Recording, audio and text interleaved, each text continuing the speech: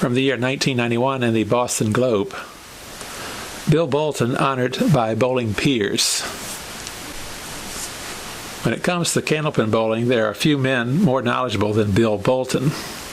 Sure, just about anyone can tell you how to score, about the lob line, the foul line, about the basics, so to speak. But how many can tell you a lane's length, or the depth of its gutters, or the side-to-side kickback dimensions? Bill Bolton of Woburn can, right down to a fraction of an inch.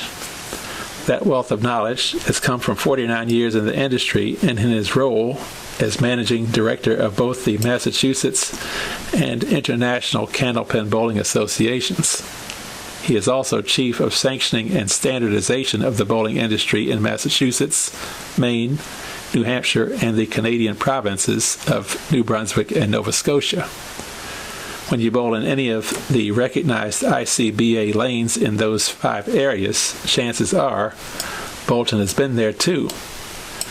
There are 3,228 ICBA lanes, and Bolton, by his own admission, hasn't missed many of them. His efforts to standardize each lane under ICBA jurisdiction, as well as countless other contributions, were rewarded recently when he was presented the President's Award at the ICBA's convention in Portland, Maine. To be honest with you, says Bolton, I was a little embarrassed. I've only been doing the job I've been assigned to do. My only goal has been to make the candlepin bowling industry better. Apparently my peers feel I have. There's no denying that. This President's Award was a unanimous decision, said ICBA President Nick Genomatis of Portsmouth, New Hampshire. Lane standardization has been Bill's biggest project, but there have been so many other things he has done for us, too many to mention.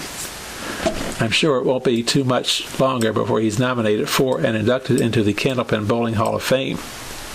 His father's in, and I'm sure Bill will be too. He belongs.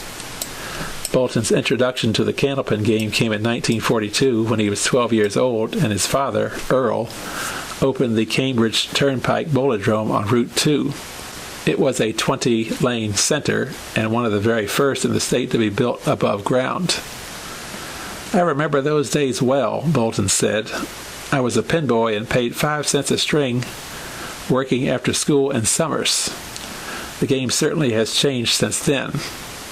In his 49 years, Bolton has seen the game go from pin boys to nylon string pin setters to automatic pin setters, from wooden pins to plastic-tipped wooden pins to plastic-coated wooden pins to all plastic pins, and from pencils and score sheets to automatic and computerized scoring. In the late 1940s, Bolton's father became one of the first to experiment with an automatic pin setter, the Janes Automatic. Joe Janes was an inventor, said Bolton, and a friend of my father. His machine was fairly successful and is still used at Turnpike Bowlodrome today, but somehow he just couldn't perfect it. When I was in the Navy in the early 1950s, I worked on making the machine better and in taking out the bugs. I got some ideas, and when I returned, we tried them and they worked. Bolton took over the day-to-day operations of the bowling center in 1954 when his dad, who died in 1976, retreated to the front office.